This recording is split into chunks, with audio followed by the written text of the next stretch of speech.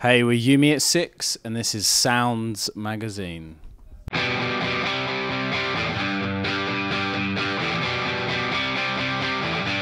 somebody told me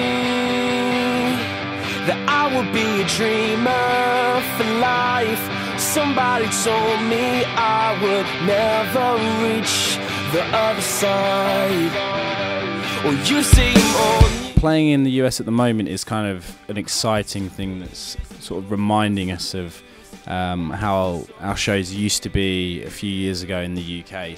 They're definitely just as excited, and you can see that they're on the tipping point of knowing that something's happening, really.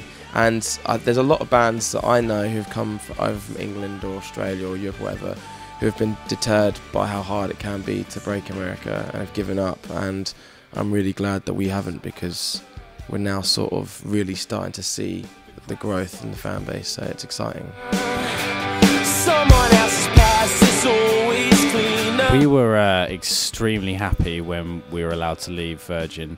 Although in the UK, like, we'd had a bit of success, it was sort of, you know, the person that had signed us had sort of left or got sacked, we don't even know, and then Sinners came out and we didn't really have an A&R, and you know, it was a weird time to be on a major label that was being bought out by another company and things like that. We just wanted out of that as soon as we could, and then we started looking at new labels, and this BMG thing came around, and we just thought, this is the one for us, really. Like, they're on about helping us grow as a band and sort of making the best record and having the most successful record that we could have, and we see it as like a partnership rather than being signed to some major label who, you know, 6 months down the line might decide that, oh, actually you're not doing that great, so we're going to go off and release the new Katy Perry album and you're forgotten about. So yeah, we're over the moon with it at the moment, and you know, we're happy.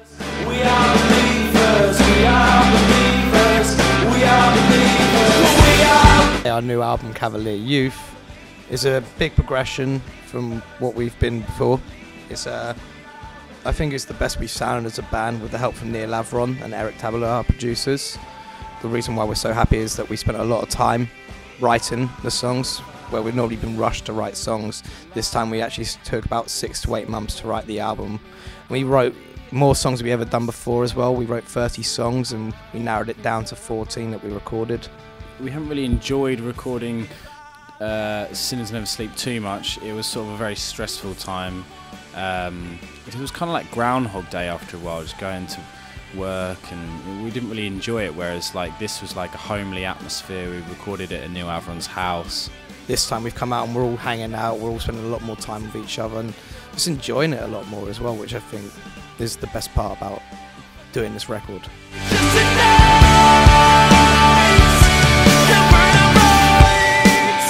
The recording process was, we spent 2 months in California, LA.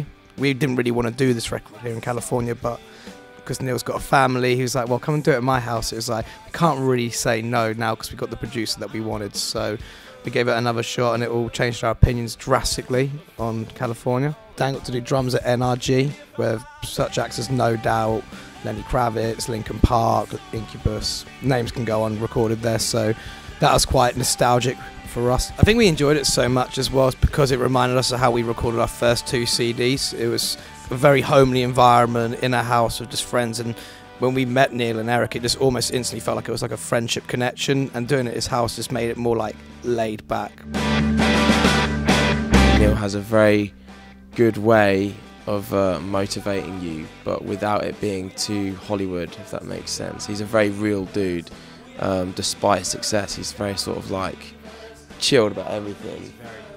Very humble. And I think what was interesting is that he'd sometimes tell me how bad I was singing, but without actually saying that. Rewrote riffs, rewrote lyrics, re-sang things, just because he was like, come on guys, we're trying to make a record that's going to sell out arenas all over the world. Had we written this record and worked with Neil Avron when we were 18, I'm not sure it would have done us any good, whereas we were prepared as musicians, and I don't even think that he would have chosen to work with us. Like, he's not the kind of guy who just does something for the cash. Like, he does it because he believes in it.